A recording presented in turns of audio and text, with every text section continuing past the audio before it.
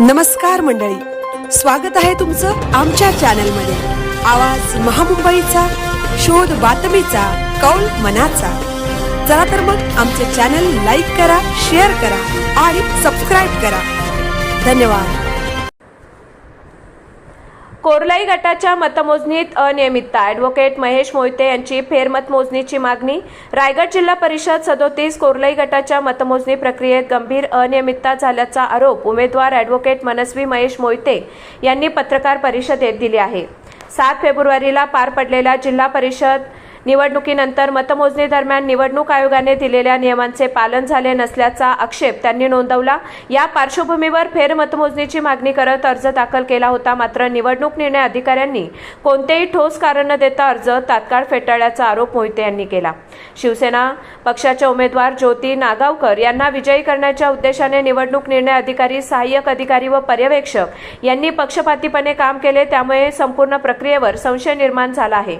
या प्रकरणी तक्रार संबंधित अधिकाऱ्यांकडे करूनही निर्णय न मिळाल्याने प्रकरण थेट मुंबई उच्च न्यायालय येथे नेण्यात आले असून रिट याचिका दाखल करण्यात आली आहे। ॲडव्होकेट महेश मोहिते यांनी स्पष्ट केले की त्यांचा आक्षेप ईव्हीएम मशीनवर नसून मशीनमधून झालेली आकडेवारी नोंदवताना मोठा गोंधळ झाला आहे। विशेषतः VM4 फॉर्म भरताना उमेदवारांच्या मतमोजणी प्रतिनिधींच्या स्वाक्षऱ्या घेणे बंधनकारक असतानाही त्या घेतल्या गेल्या नाहीत। तसेच जिल्हा परिषद आणि पंचायत समितीचे फॉर्म वेगवेगळे भरण्याऐवजी एकत्र भरल्याचा आरोपही त्यांनी केला। ही प्रक्रिया निवडणूक आयोगाच्या मार्गदर्शक तत्वांचा भंग असून त्यामुळे संपूर्ण मतमोजणीची प्रक्रिया अवैध ठरू शकते असा दावा महेश मोहिते यांनी केला। मतमोजणी पारदर्शक असती तर फेरमतमोजणी सरकत नसती, मात्र अर्ज घाईघाईत फेटाळण्याने संशय अधिक बळावल्याचे त्यांनी सांगितले।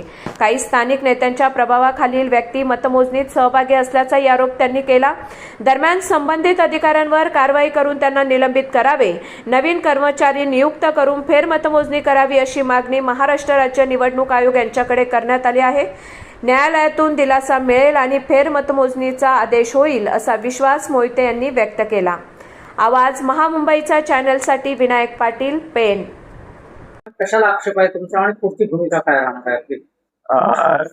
निश्चितच निवडणुकीची मतमोजणी प्रक्रिया जी आहे ती प्रक्रिया पार पाडत असताना कमालीचं त्याच्यामध्ये अंधागोंदी कारभार, कमालीची मतमोजणीच्या आकडेवारीमध्ये अफरातफरी झाल्याचा आमचा आक्षेप आहे। VM4 नावाचा एक फॉर्म असतो, तो भरत असताना त्या फॉर्मवरती मतदानाची उमेदवारांची आकडेवारी लिहिल्यानंतर त्या आकडेवारीच्या खाली पर्यवेक्षकाची सही आणि त्याच्या खाली मतमोजणी प्रतिनिधीची सही ही कंपल्सरी आवश्यक आहे। या संपूर्ण प्रक्रियेमध्ये फक्त आकडेवारी लिहिली गेली, पर्यवेक्षकाची सही केली गेली, परंतु ती आकडेवारी कुठेही मतमोजणी प्रतिनिधीकडून व्हेरीफाय करून त्यांच्या स्वाक्षऱ्या त्याच्यावरती घेतलेल्या नाहीत, जो मुळातच निवडणूक आयोगाने दिलेल्या मार्गदर्शक तत्वांचा, नियमांचा भंग आहे। त्याच्यामुळे जर अशा पद्धतीने आकडेवारी भरली असेल तर ती मतमोजणी प्रक्रिया ही संपूर्णपणे इनव्हॅलिड प्रक्रिया आहे।